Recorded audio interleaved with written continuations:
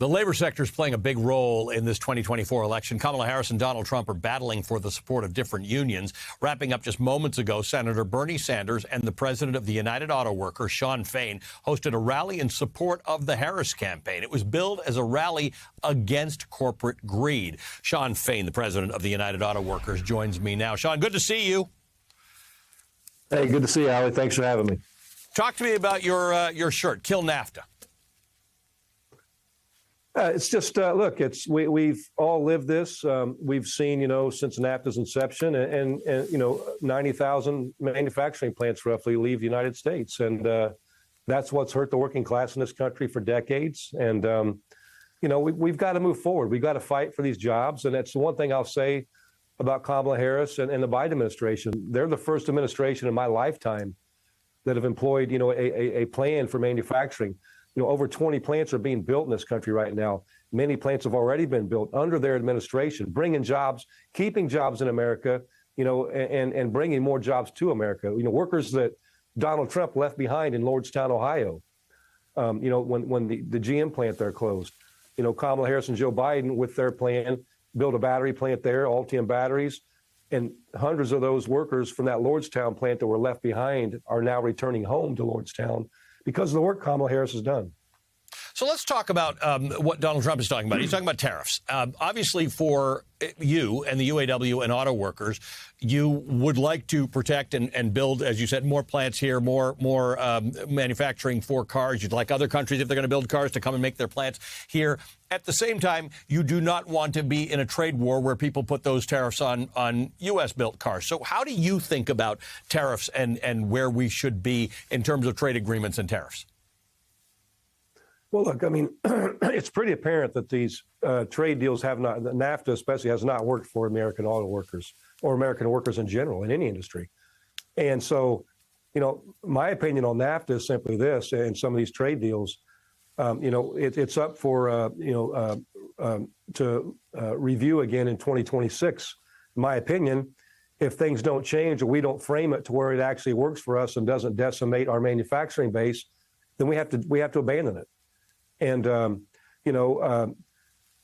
tariffs are nice. Tariffs, can work for the interim. But again, it will start a trade war. Again, we've seen that. But at the end of the day, I think we just have to look at these trade agreements. If they do not work, we have to get out. Because all we've seen as a result of NAFTA is, 90,000 manufacturing plants leave this country. And the other part of that is, I always hear, people like to throw out there that Clinton passed NAFTA. Clinton didn't pass NAFTA. George Bush started NAFTA. We had a Republican majority in Congress that pushed it. Clinton signed it. Clinton should have vetoed it.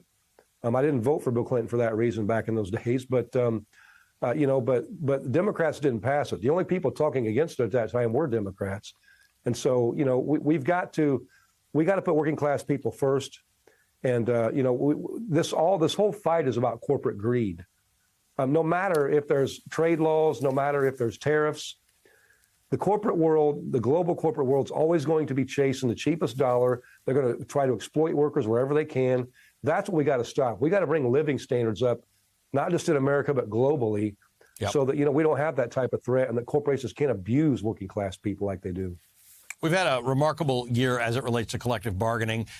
We had the president show up on your picket lines at the UAW. We saw the Teamsters strike averted. We saw the end of a very long strike with the Writers Guild, but with some real gains made by them. We saw the SAG-AFTRA strike resolved. You have called Donald Trump a scab, and the UAW called for a National Labor Relations Board investigation to comments that he and Elon Musk made on social media discussing firing striking workers, which would be illegal.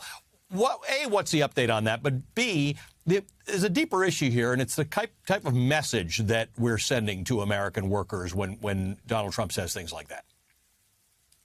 Yeah, I mean, that's who he is. As Kamala Harris so eloquently put, when people tell you who they are, believe them. And, it's all in Donald Trump's track record. Donald Trump likes to talk about the auto worker, and he's going to bring the jobs back.